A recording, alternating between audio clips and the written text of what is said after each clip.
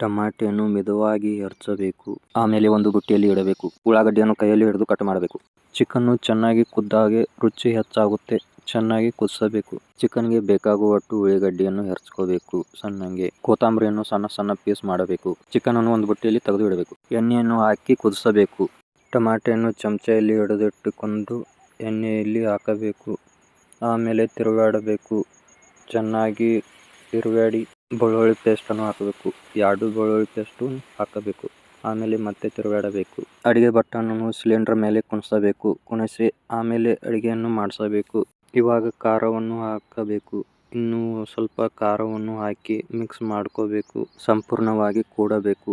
ಮತ್ತೆ ಮಸಾಲೆಯನ್ನು ಹಾಕಬೇಕು. ಎಲ್ಲ ತರಹದ ಮಸಾಲೆ ಕೂಡಿರುತ್ತದೆ ಇದರಲ್ಲಿ. ಹುಲ್ಲ ಮಸಾಲೆ ಅಂತ ನಮ್ಮ ಕಡೆ ಸಿಗುತ್ತೆ ಇದು.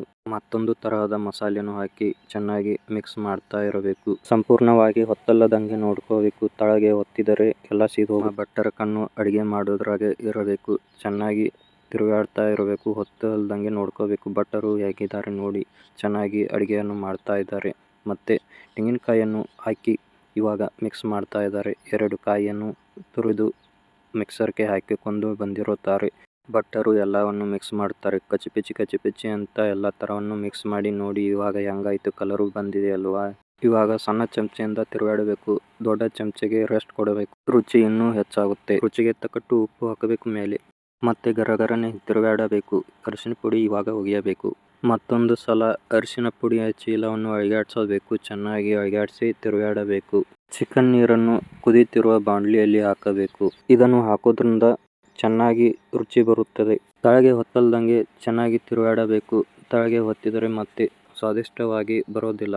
ಗ್ರೇವಿಯನ್ನು ತಗೊಂಡು ಒಂದು ಚಮಚೆಯಿಂದ ಅದನ್ನು ಚಿಕನ್ಗೆ ಮಿಕ್ಸ್ ಮಾಡಬೇಕು. ಚೆನ್ನಾಗಿ ಮಿಕ್ಸ್ ಮಾಡಿದಾಗ ನೋಡಿ ಚಿಕನ್ ಸುಕ್ಕ ರೆಡಿ ಆಯಿತು. ಇವಾಗ ಮತ್ತೊಂದು ಚಮಚೆಯಿಂದ ಹಾಕಿ ಅದಕ್ಕೆ ಚೆನ್ನಾಗಿ ಮಿಕ್ಸ್ ಮಾಡಬೇಕು. ಮತ್ತೊಮ್ಮೆ ಚೆನ್ನಾಗಿ ಮಿಕ್ಸ್ ಮಾಡಬೇಕು. ಅದನ್ನು ಸುಕ್ಕವನ್ನು ಖಡಕ್ಕಾಗಿ ಮಾಡಿದ್ದೇವೆ ನೋಡಿ ಯಾವ ಥರ ಬಂದಿದೆ. ಇವಾಗ ಶಿರ್ವ ಮಾಡಲು ನೀರನ್ನು ಹಾಕ್ತಾ ಇದ್ದೇವೆ. ಎಷ್ಟು ಬೇಕೋ ಅಷ್ಟು ನೀರು ಹಾಕಿ ಎಷ್ಟು ಮಂದಿಗೆ ಸಲ್ತೆ ಅದರ ಮೇಲೆ ಅಳತೆ ಮಾಡಿ ನೀರನ್ನು ಹಾಕೊಂಡು ಕುದಿಯಲು ಇಟ್ಟಿದ್ದೇವೆ. ಚೆನ್ನಾಗಿ ಕುದಿಸಬೇಕು. ಮೇಲೆ ತಿಳಿಯಾಗಿ ಎಣ್ಣೆ ಬರಬೇಕು. ಅಲ್ಲಿವರೆಗೆ ಕುದಿಸಬೇಕು.